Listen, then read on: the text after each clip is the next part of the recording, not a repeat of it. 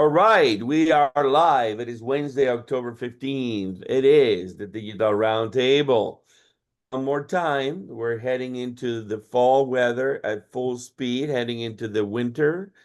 I hear that there are some places where snow is coming and looming. I have been over the North Hemisphere lately, and it's gorgeous up there. Anyway, Texas is looking fabulous. And we have a great guest today. But before we get going, let's have our own John Sibley Butler play some music. I'm going down to the Greyhound station. Gonna get a ticket to ride. I'm gonna find that lady with 2 or 3 kids and sit down by her side. Ride till the sun comes up and down, around about 2 or 3 times. Smoke a cigarette on the back seat. Try out the songs on the people I meet and get along with it all. Where the people say, oh, sing a song with a friend, change the shape I'm in, get back in the game, start playing again. Woo! Wow. Johnny, well done, well done.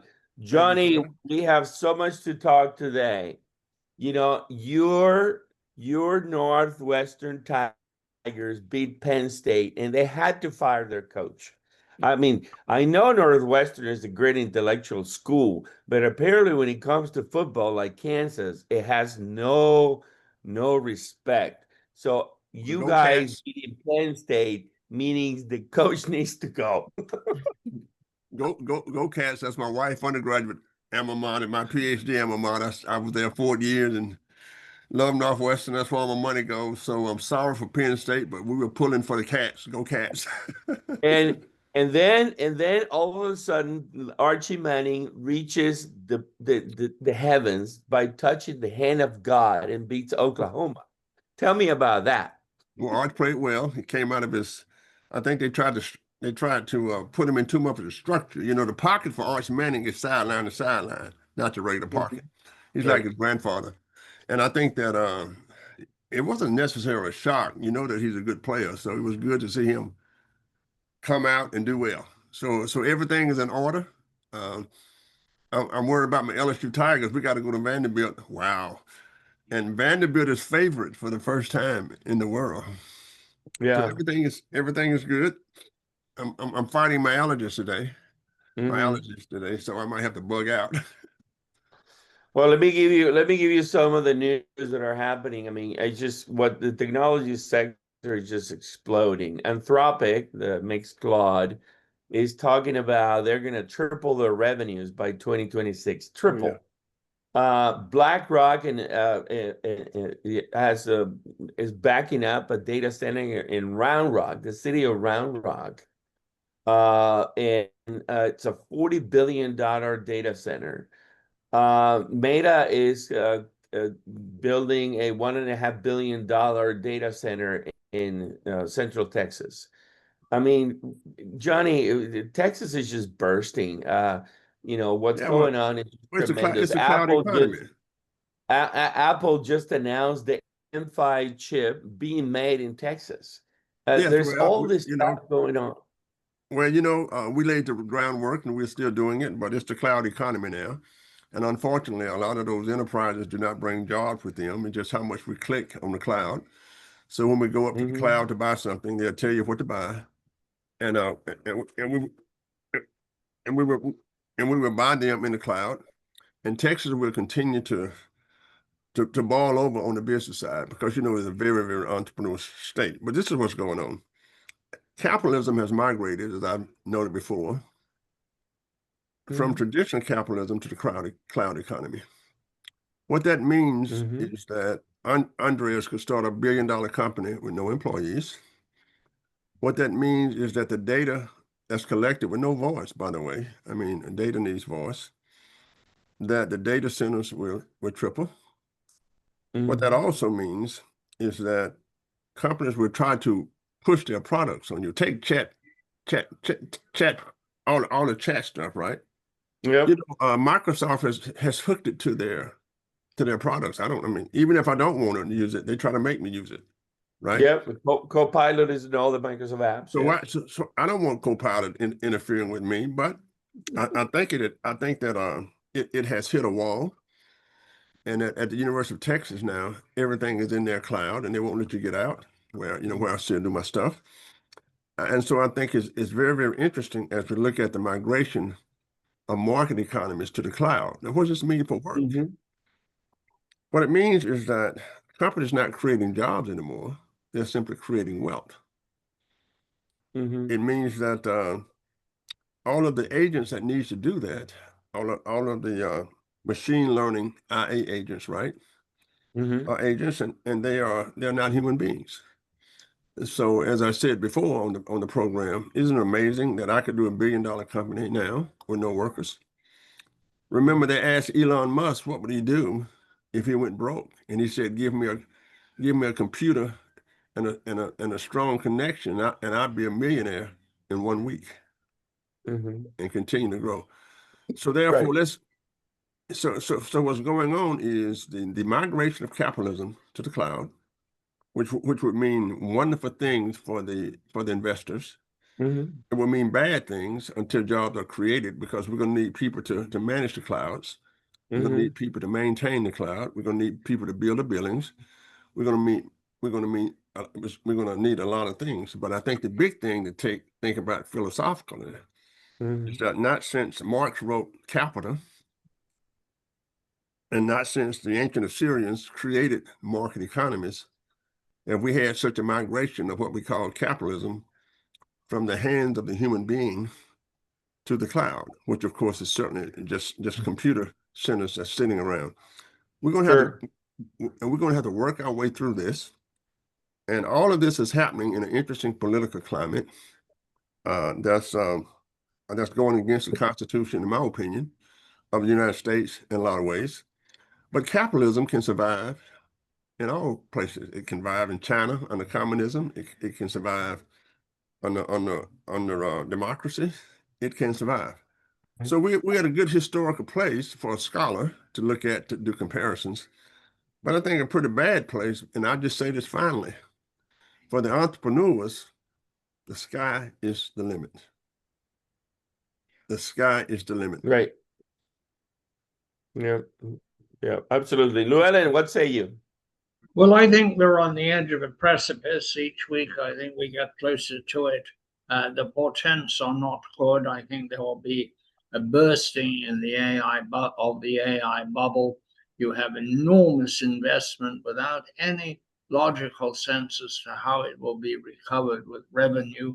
There has been such an agglomeration of equity capital in the big AI companies, but there's a whole tranche of lesser ones who are running on debt, not on capital, and that's where you're likely to see the first failures. But it is a very precarious situation. The money pouring into all of the big techs, the only one that really has product is NVIDIA. The others have no product and no revenues to speak of, and really rather flimsy business plans as to how they're going to convert AI into a practical income stream.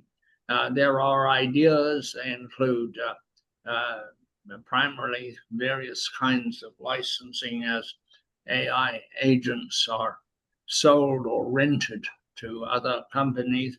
We also have a precarious employment situation where we have too many people for whom there are no jobs and too many jobs for other people, like people who work on farms and in factories. We saw what happened at Hyundai's plant when ICE came in and arrested so many people.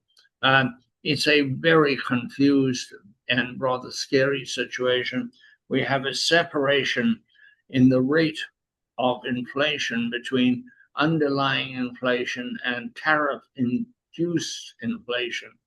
And presumably, there's a quick fix for tariff induced inflation because you can get rid of these silly things. But the underlying inflation remains a problem.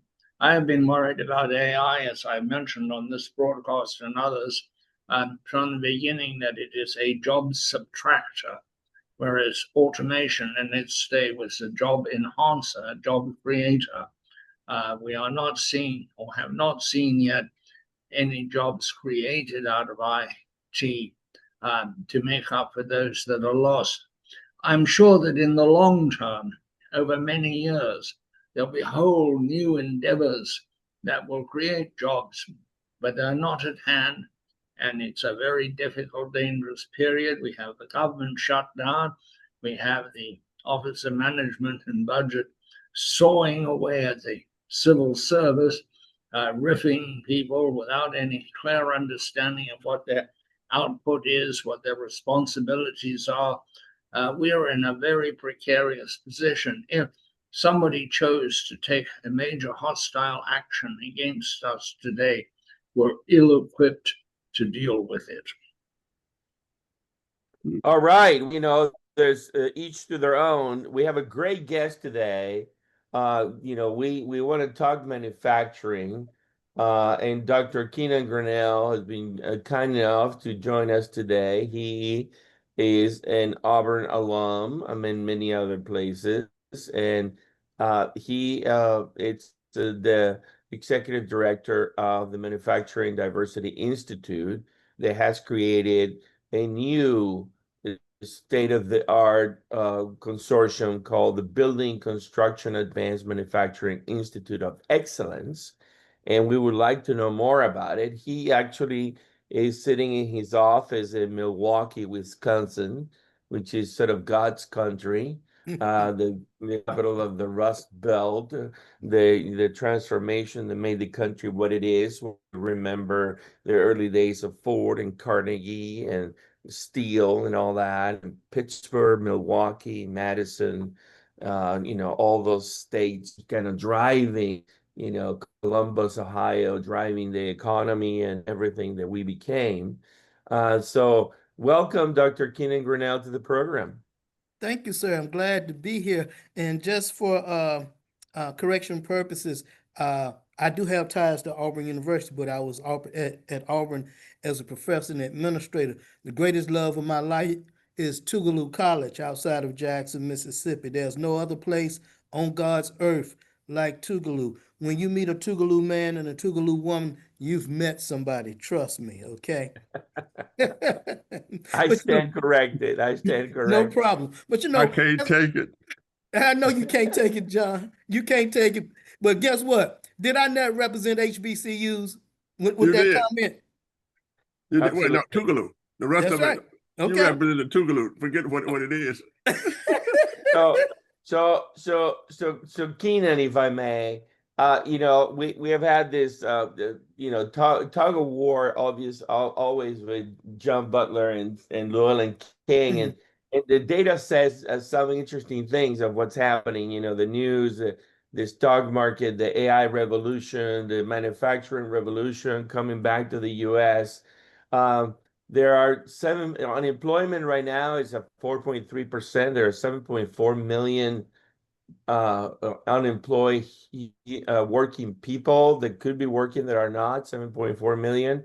And then according to several sources, there are 7.3 million job openings. And I think part of the challenge is that a lot of those job openings are new jobs with requirements that are probably not met by a lot of those 7.4 million people.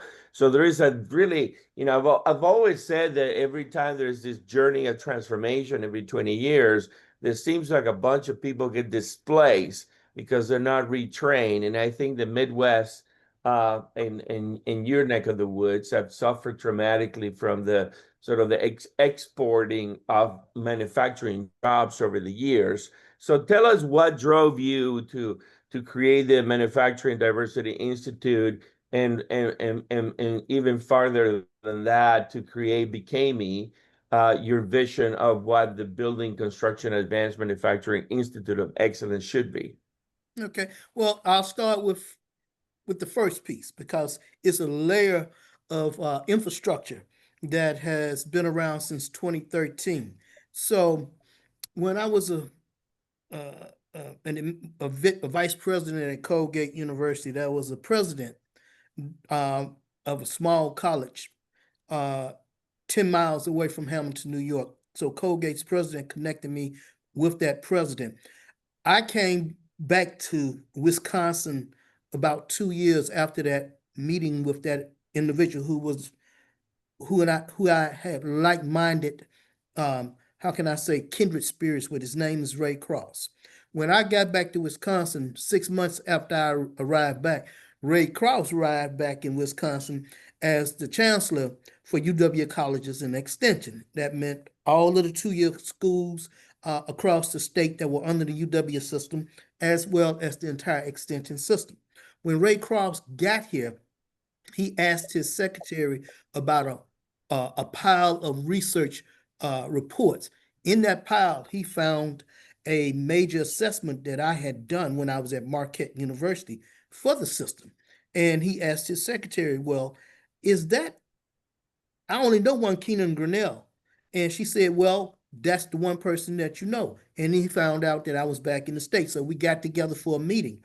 And part of that meeting was to talk about, I know John Butler's favorite subject, diversity, equity, and inclusion. But after he saw my resume, he didn't want to talk about DEI anymore. He wanted to talk about how I could support him in his vision for connecting with large African-American churches to see what their benches were like in terms of the pews and membership, to see if there were any individuals that had ideas for light manufacturing. So he hired me as a consultant, and for 2 years, that's what I worked on.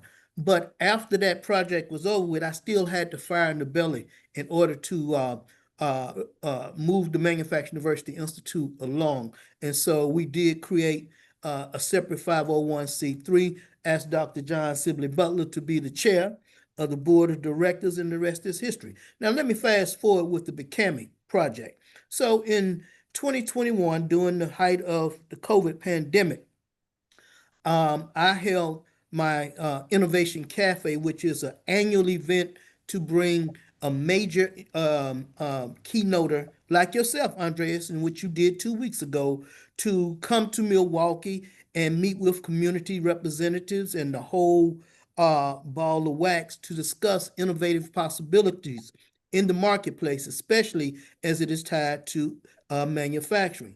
And so that particular year, I invited this lecturer from MIT by the name of William Bonvillian.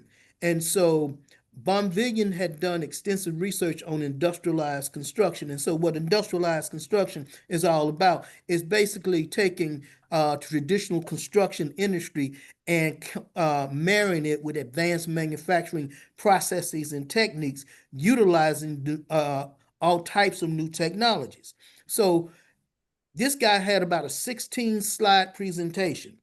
When he got to his last slide, he indicated that there should be an institute that would be created by my nonprofit in order to be a major player in industrialized construction, with the focus of making sure that small to medium-sized enterprises would be a part of the supply chain, and that individuals from low wealth, low income communities would actually have an opportunity to be trained, upskilled, and upgraded in their talent as it related to industrialized construction employment opportunities. So that was a challenge that was posed to me. We pulled together a team, and we've been working ever since.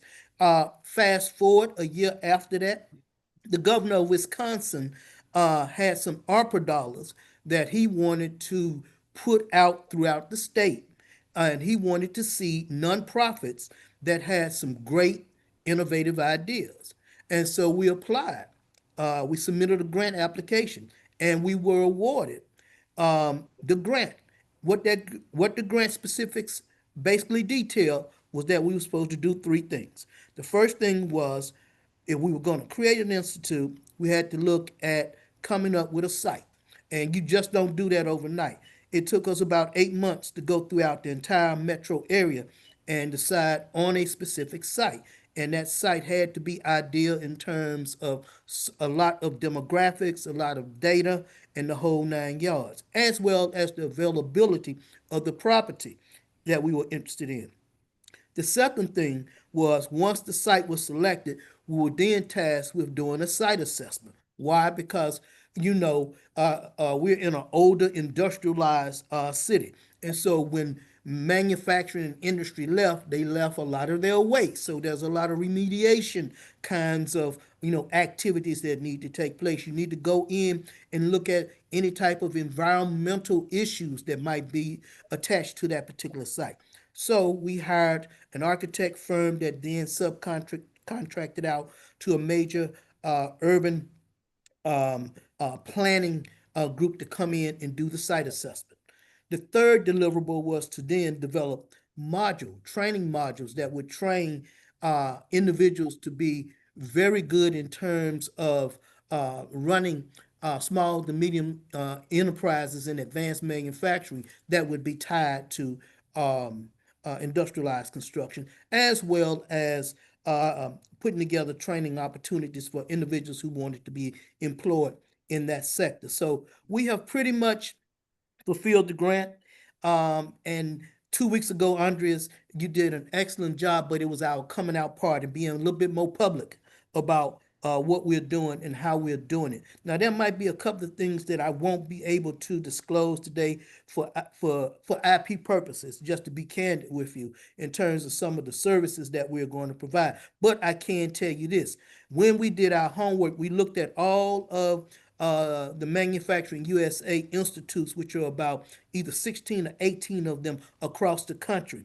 And there's a commonality among all of them. One is that they act as conduits for the technology or the innovative issues that they are there to basically take a lead on. Say, for instance, like M times D in Chicago, which is the go-to institute for digital manufacturing. Or you could be talking about America Makes up in Youngstown, Ohio, which is the go-to institute for 3D printing. Or you could be talking about the Remade Institute up in Rochester, New York, which is the go-to institute in terms of remanufacturing in the country. So they have a specific process of technology that they focus in on, but the commonality is that they're a facility that is there to hold conferences and workshops, to connect with industry leaders that might have specific innovative and technology problems that they want to have solved.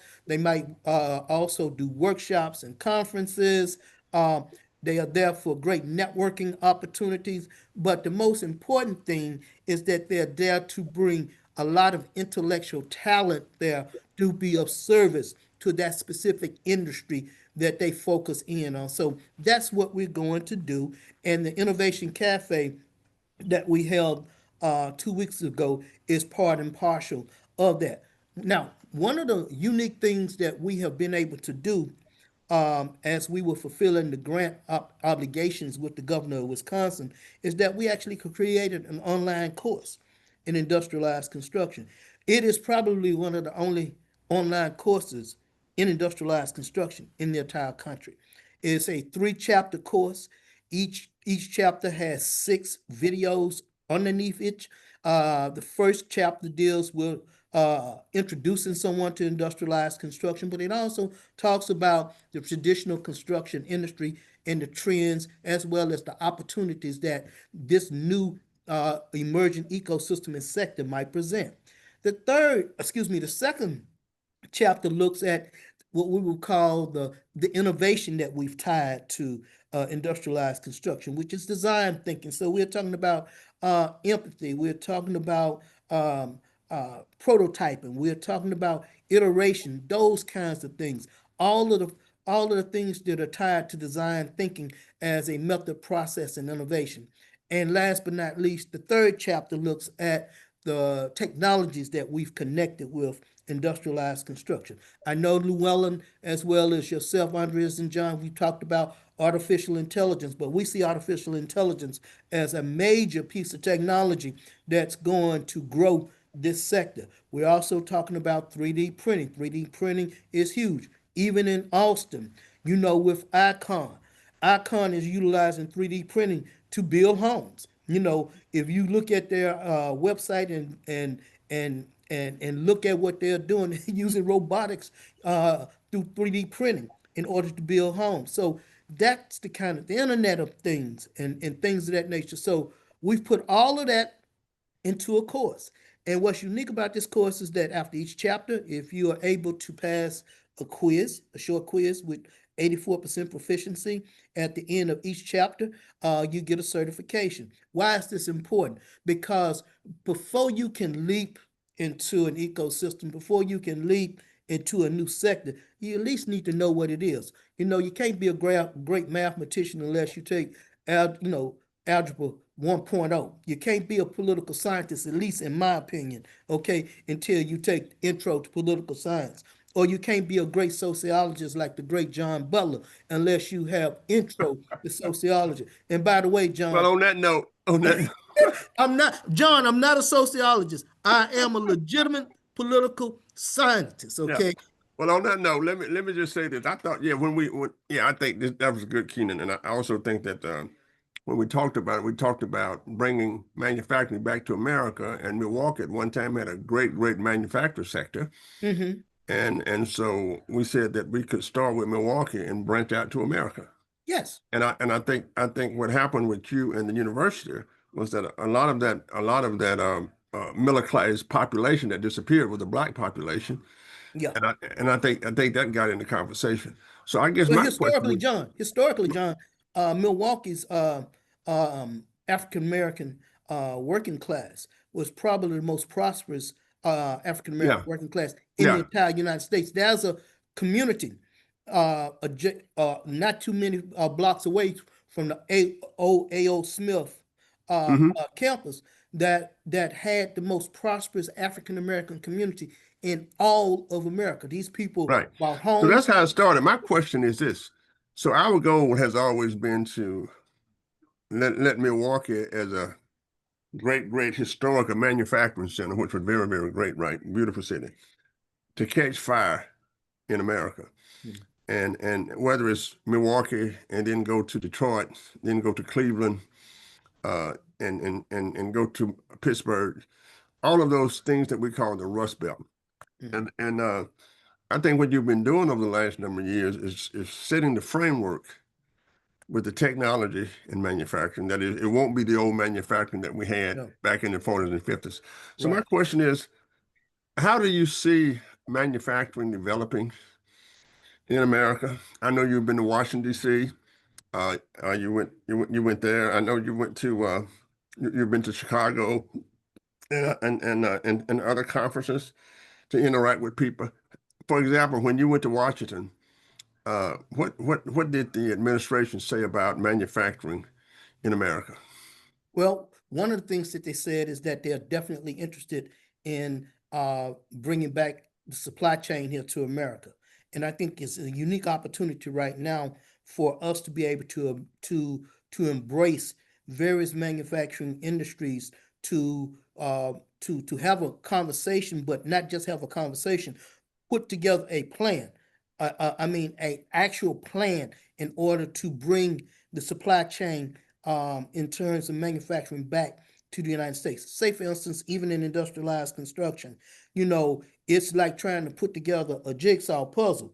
It's very complicated because when you talk to individuals that are building things and what have you not, the first thing that they're going to tell you is that, well, there's a materials list that needs to be explored and talked about. Well, how do you get that materials list?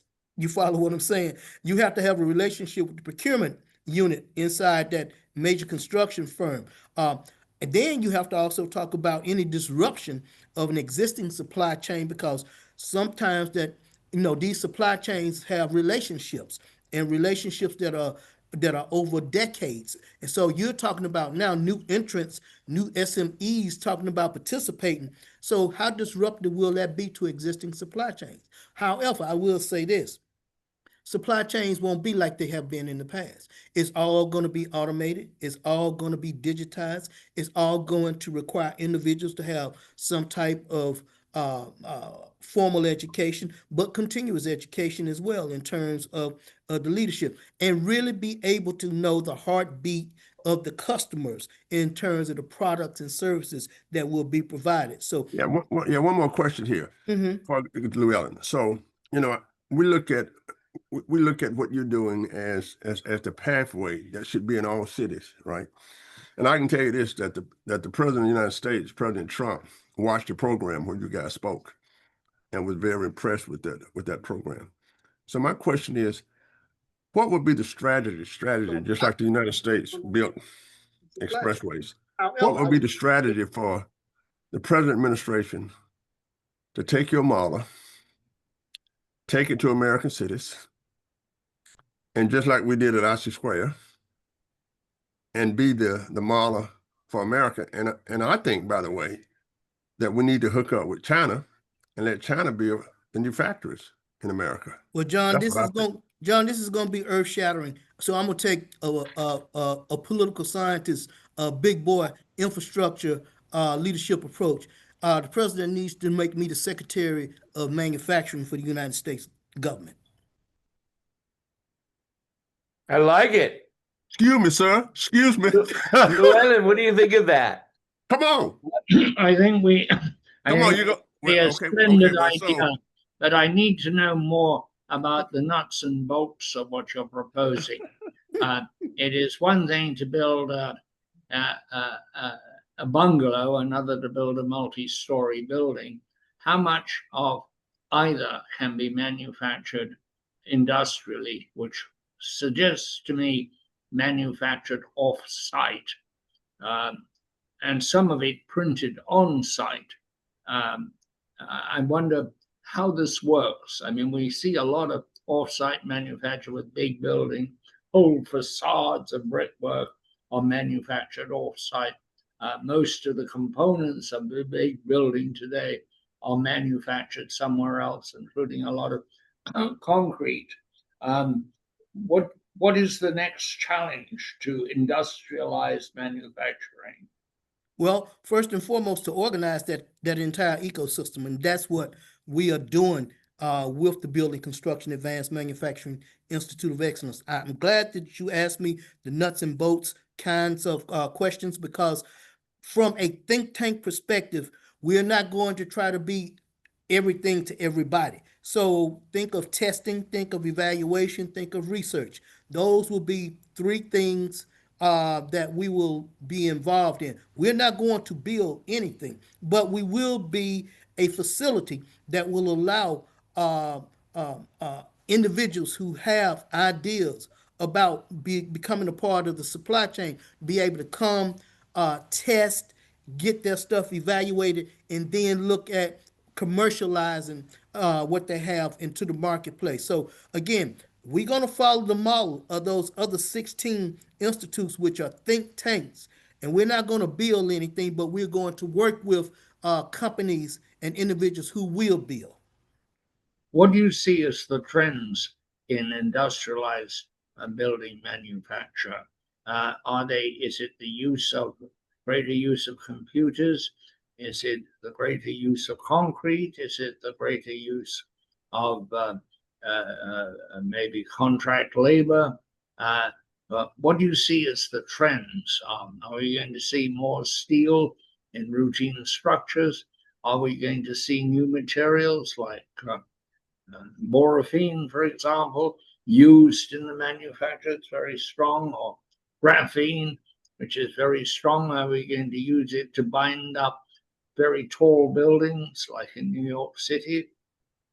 What are the trends here? What's going on? I love the question that you asked, because I'm going to say all of the above, okay, in affirming your question. However, the trends, especially in terms of computerization, yes, a lot more digitization of processes and methods in order to be able to build things now. In terms of concrete, there's a lot of research out there right now that's working in terms of order and to be able to strengthen concrete even more from a construction standpoint of view. even steel, making sure that steel is reinforced, because everything we're talking about is going to be panelized. We're talking about new materials. We're talking about new processes. So yes, those are the trends. Now, in terms of the workforce is going to have to be individuals that are not that, how can I say this? They're going to have to be able to have numeracy skills. They're going to have to be able to add, subtract. They're going to have to be able to work in teams. They're going to have to be able to work apps. They're going to have to be able to be computer literate, the whole 9 yards. Now, is that going to displace some people? I wouldn't say it's going to displace anybody. I would just say that it's not going to allow certain individuals to be able to participate in employment opportunities unless they are committed to Basic continuing education. basic math has Yeah, always been part of building. Yeah. You can't go on a building site.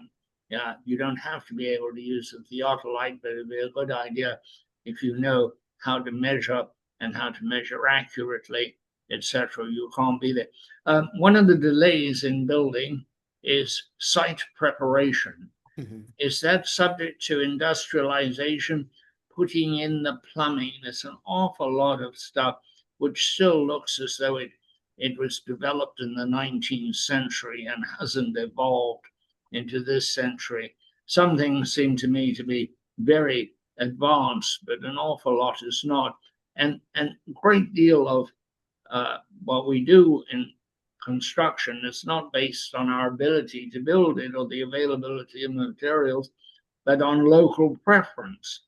In New England, they want salt box houses. In New Mexico, they want mock adobe houses.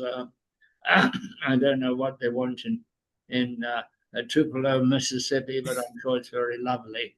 Okay, you kind of asked me a trades question, and my response to that is that individuals in the trades, whether they're plumbers, pipe fitters, brick masons, the whole 9 yards, fitters, all of that, they're going to have to upskill their skill sets, because those site scenarios that you're talking about are going to be created and developed in a much more faster pace, because industrialized construction basically means that you cut the time in half, even shorter, in order to be able to stand up a building. So the site itself, in terms of the prepping of it, is going to have to come online in terms of that level of efficiency and as well as speed. How do you identify new materials? Building has always been conservative, slow to incorporate new materials. Look at all the various stages of roofs, how long people stuck with roof tiles in New England with little wooden panels.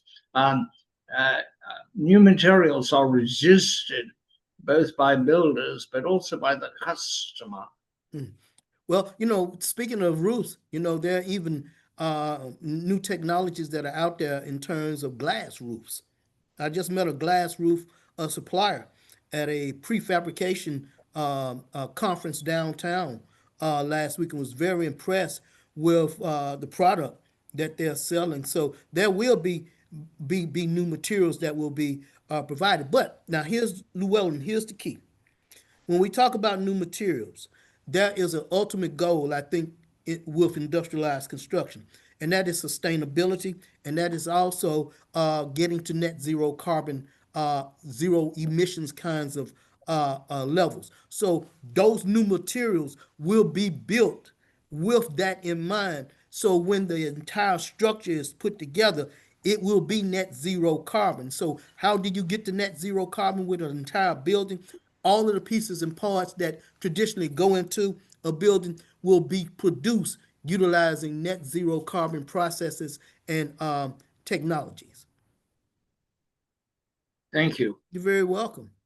Well, I think Keenan, that in our conference Innovation Cafe that we had 2 weeks ago, there was an incredible, amazing attendance in that beautiful building, looking at Lake Michigan. I've been invited to another conference there in November, so I get a chance to go back again. I must be living life good.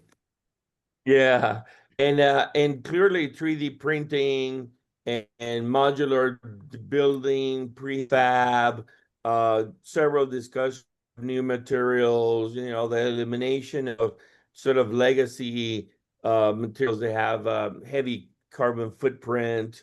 A lot of that is being in the works, and there's a lot of. So when I think about your institute, I think about we work on steroids, right? You want companies and individuals that want to build the future of construction innovation to be your tenants, to be your partners, to come over, to spend time, to leverage your lab, your facility, your warehouses.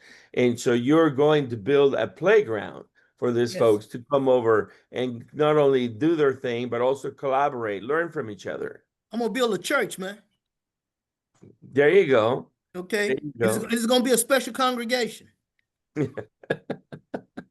Love it. Love it. So I like your idea of being the Secretary like of President Trump. Manufacturing. I don't think we ever had a Secretary of Manufacturing, John Butler. What are your thoughts about this? My thoughts? No, John Butler. Oh, John Butler. Well, I think we had talked about that before. I think it would be good. I think, look, what America needs to do now, we need to put an emphasis on jobs, and I think that we do need a Secretary of Manufacturing. I think we need to do that, and I think at the center of that is electricity. I would add to that we need somebody to concentrate on the future power needs of America, given the rapid electrification of America, and I think that can be done. What has to be done, however, is a policy in the intricate political stuff of America.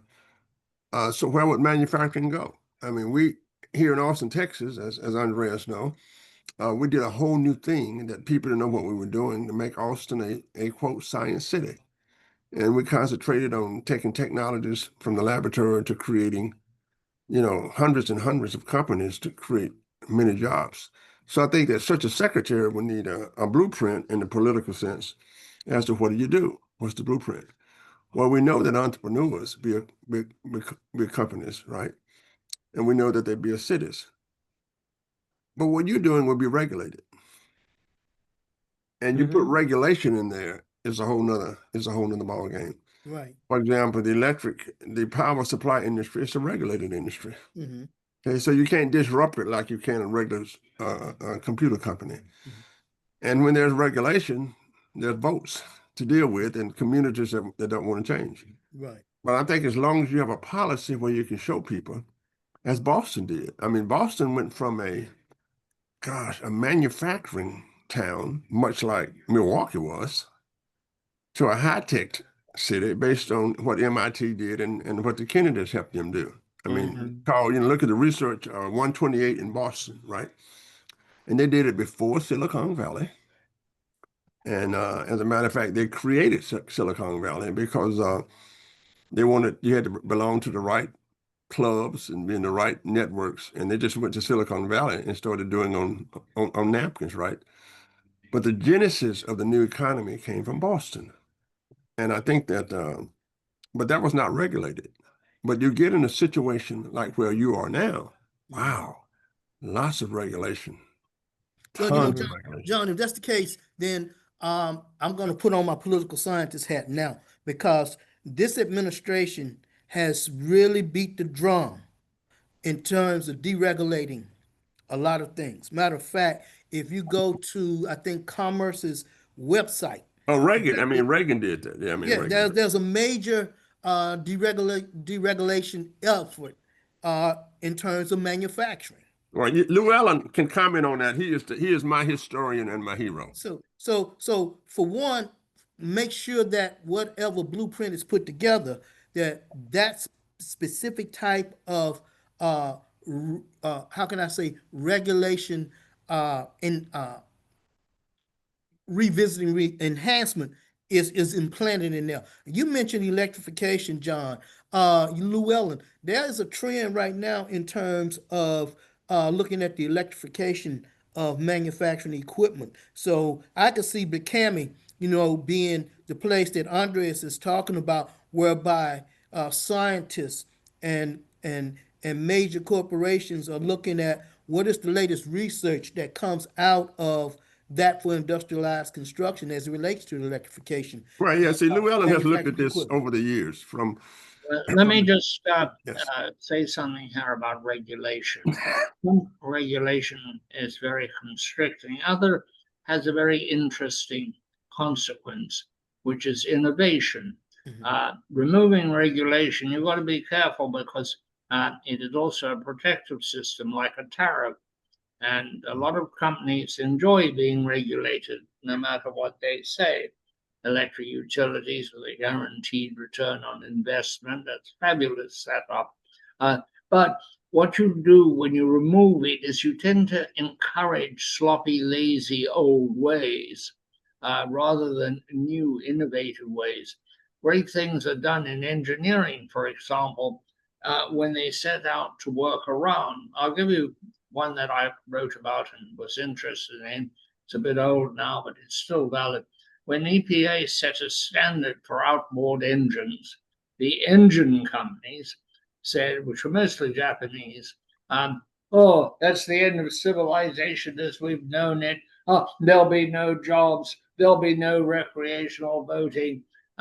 We can't fix a two-stroke outboard engine, and you can't put a four-stroke engine on the back of a boat. It'll be too heavy. It'll cost too much. But EPA, I think it was called the 2008 reg, I forget now, held tough. And the companies stopped crying and went to their engineers and said, what can we do? So they came back with electronically injected two-stroke engines, which met pollution standards. But more to the point, they started to make four-stroke engines, and now almost all outboard engines are four-stroke.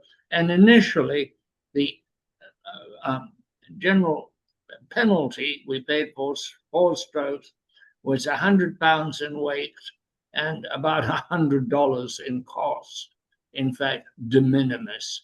And because of a regulation, outboard engines are much better, much quieter, use less gas, and pollute hardly at all. So don't always think that the impediment to the future is regulation. Sometimes it is an essential step. You know what, Llewellyn, I agree with you on that, but I will say this, and Andres and John, correct me, but I think that the future workforce, and especially the young people that are out here right now, they are very sustainability conscious and minded. So even with deregulating a couple of things, they will still always have a sustainability, some DNA running through their veins and blood that will allow them to create products and equipment and services that will have regulations in sync. That's just my Absolutely. Llewellyn and I went through the conversion from the typewriter, right? I used to write all my books on yellow paper. I could not compose on a computer. At McCombs, we had 36 women typing on the 6th floor. That was quite a conversion for me. Oh, yeah. When I came out of college, none of these jobs were here. Yeah. When Llewellyn came to America, hardly any of the great jobs were here. So I like to talk to Llewellyn about how were we resilient back then? What did we do when we converted? Llewellyn can tell you when there was no electricity. Llewellyn grew up in Africa. What did he do to be resilient in Africa? And he saw people really change. He's seen jobs disappear and jobs come back. Llewellyn, why don't you comment on that? I'm trying to do my best. Look at my best Llewellyn of you. Electricity for everybody is very hard. It's hard anywhere in the world, and of course it was hard in Africa. The saving grace was in Central Africa, Southern Africa, where I was, Zimbabwe, is the weather was fairly kind. We had rather perfect weather year round. So you didn't have to deal with energy for heating. You didn't need fires for heating. But if you made a cup of coffee, or if you wanted to wash or cook, you made a fire, which sounds romantic, but it's not. It takes an enormous amount of time. And you also have to find fuel for that fire, which was rapidly deforesting large chunks of the savanna country where there's not a dense wood growth, it's not desirable. Electricity is the one indispensable thing that we have produced. It's a terribly interesting commodity because it has not been made into a weapon. It's abstract and yet it's common. And we find ways of doing it portably. I mean, this computer or this cell phone is powered by portable electricity. The computer is actually plugged in at the moment. Energy and the provision of energy has been one of the steps towards the future. Regulation, which is, for example, done much to accelerate the arrival of electric vehicles, can be very constructive. Some of it is plain stupid. Some of it is antiquated and needs to be gotten rid of. But some of the big major regulatory things, and I would submit the National Environmental Policy Act, although it's under attack now, but also say the Public Utilities Holding Company Act of 1935, which really spurred the wide development of electricity and stopped a lot of shenanigans in stock manipulation in the emergence. At that time, electricity was sort of where AI is today. And there was an awful lot of shenanigans going on, as well as very solid, both technical and structural, corporate structural advances were being made. A good piece of government legislation helped everything. Legislation has its place. Willy-nilly getting rid of it tends to take you backwards rather than forwards. You've got to modify it somewhat. You don't want to reduce the regulation too much in the Nuclear Regulatory Commission, which I think is a terrible regulatory agency. I think it's way too conservative.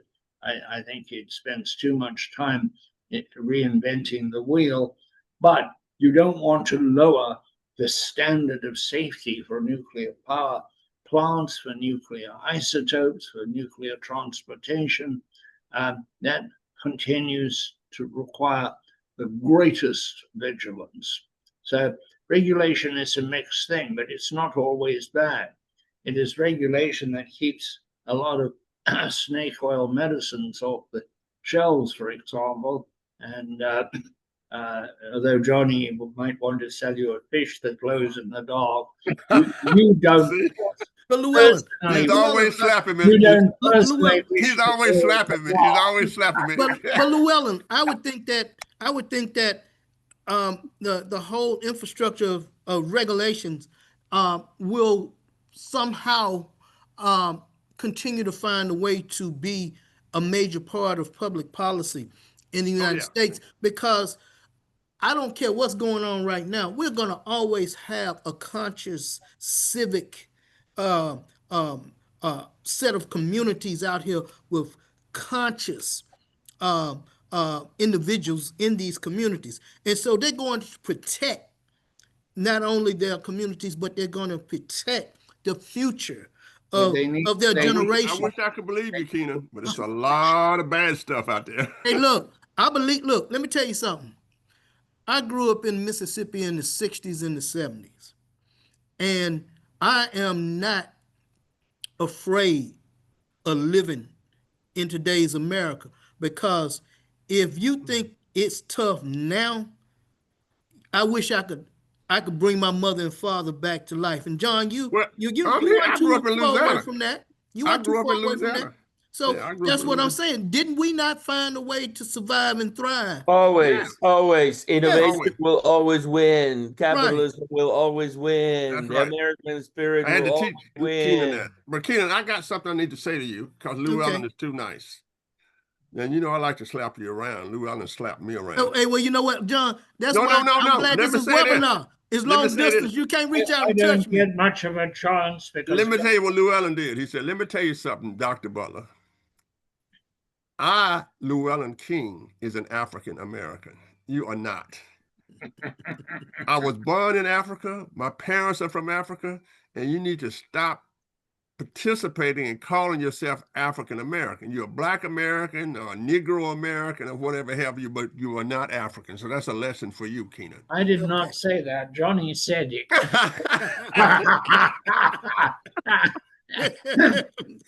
Hey, John, why did you have to throw race into this webinar? That's not race, that's reality. So That's birth. so That's where you're So let from. me go back. Let me go back to the trends and what I think is happening. So I just sent you, Keenan, a couple of the reports that I was working with, one from KPMG and one from Rockwell Automation, on the latest stuff, and really, the technology element, the digitalization element is critical. The cloud, AI, robotics, autonomous things, right? All that is transforming how things need to happen. And the biggest thing, and I agree with you guys' conversation, is there is a unique opportunity for advancing standards and regulations. Mhm. The biggest drawback on the acceleration of innovation, the adoption of the innovation, and the safety of that adoption of that innovation as it relates to humans being part of it is super significant. But what happens is the elements, the components, the systems, the processes are evolving. Everything is changing too fast, right? The way you did quality for an iPhone 10 years ago is not the same way you do quality testing That's for right. that iPhone today. And so, what I love about your idea of the Institute is there's this new center of excellence of a renaissance in the hotbed of the Rust Belt in Milwaukee, Wisconsin, where hopefully in the next year or so you will bootstrap and get all your funding and start building the vision of the drawings of the all that has been conceived. And tell us a little bit about where that's heading. Are you fundraising at the moment? You're working with the governor's office? Are you working with what partners are your partners right now? Tell us a little bit about that journey. Well, the fundraising part is that my team and I, which I have 2 or 3 different types of teams, but I will say I have a team that we've put together some major documents for a major investor right now, and we're waiting on that major investor to take us through their process in order to get funding. And so we're not talking about a couple of 100,000, we're talking about several millions, because we're talking about a 207,000 square foot facility. And if there is anyone that's out there listening to this webinar, participating, that's in development, they're probably now trying to take their calculator and calculate what does that mean in real dollars in terms of what the cost of that facility would actually mean. So we're working to try to bring the physical space, which is the actual institute, up and running. We will also be working with individuals that we've done some research on as it relates to family offices. And I know a lot of people don't know what that is, but family offices are major wealth families that has organized all of their resources and assets and created these philanthropic infrastructures to be able to look at seeding very interesting projects and innovations that tie into their mission and the things in which they want to do. So I'm connecting with, believe it or not, some entities. I don't want to say what the organizations are, to be able to look at their family office infrastructures and how they can, how can I say, assist us with being able to have direct contacts to them so we can make our necessary pitches and talk to them about the project. That's from the physical infrastructure side. Now, also think about an institute as having 2 components, a physical side and a virtual side. Remember, I mentioned earlier that we have an online course in industrialized construction. So while we're waiting to try to get some of the bigger dollars to stand the institute up, we actually have a virtual asset in our hip pocket, which is going to be training and educating people on industrialized construction. Again, industrialized construction 1.0. John Butler and I have talked about two different additional tracks coming after that. One will be how do we train small and medium enterprises as well as individuals who want to start new advanced manufacturing operation. How do we train them to run successful industrialized construction firms? And then another track will be how do we set up world-class employment training opportunities for individuals who want to find gainful employment in industrialized construction. So it's a moving set of operations. We're going to be looking at federal dollars as well because there are opportunities in terms of building. There are over 7 million affordable homes that need to be built in the United States. And I probably could be 3 or 4 million short as it relates to that. So who's going to build those homes? How are they going to be built? What kind of materials are they going to be built with? Are they going to be built with looking at advanced manufacturing techniques and processes for the future, that sort of thing? Then there are perhaps military opportunities that are out there. You know, the United States talks about growing its military. Well, if you're going to grow the military, you got to have somewhere to house them. You got to have buildings. Those buildings will not be built, and those homes, those barracks will not be built the same way that they've been built in the past. They will be building overseas as well as here in the United States. So all of this is relative, and all of this has both federal, state, as well as local. Looking at local policymakers, what does this mean to the city of Milwaukee? What does this mean to Milwaukee County in terms of tax dollars and revenue? We actually had an economic impact study done as part of a major feasibility study as we were building our conceptual pieces together, and come to find out that for every dollar that is invested in BICAMI, we give back $2.51. So we are an economic asset to this city, this county, this region, as well as this nation. And so we will be aggressively going after resources to build this institute. Thank you, Keenan. Thank you, Keenan. In wrapping it up, because we're over time here, I see great opportunities in college housing, senior housing, low-income housing, smart cities, smart buildings, smart homes, all coming to learn how to deliver that vision at your institute. Thank you very much, Keenan, for being with us. Llewellyn, final words. I wish you great luck because we're going to need manufactured housing as the government seems intent on arresting an awful lot of people who have building skills and deporting them. Good luck to you. You're on the right track. Cheers. Well, I will say this, you're on the Llewellyn. right track. That's okay, Keenan. Hold your horses. John, final words. Yeah, I think it's good. I think I've been working with Keenan a long time. I think he has great ideas, and I think that that part of the country has to come back strong for America, all the way from Milwaukee, all the way to Pittsburgh. Keenan, we will circle back with you. We'll keep track of your progress. We'll have you in the program again. Johnny, take us away. Riding on the city of New Orleans, Illinois Central, Monday morning rail. 15 cars and 15 restless passengers, 3 conductors and 25 sacks of mail. And all along this southbound Odyssey, the train pulls out of Kankakee, and rumors pass, housing towns and fields. Oh, by the way, John, let me tell you something. You're a great composer as well as a musician. And I just wanted to say that public to you, okay?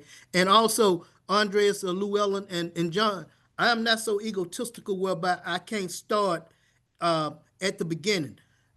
I would be willing to be the Secretary of Manufacturing for the state of Wisconsin before I am a cabinet member in the administration, okay, in terms of the U.S. government. So it's a great idea.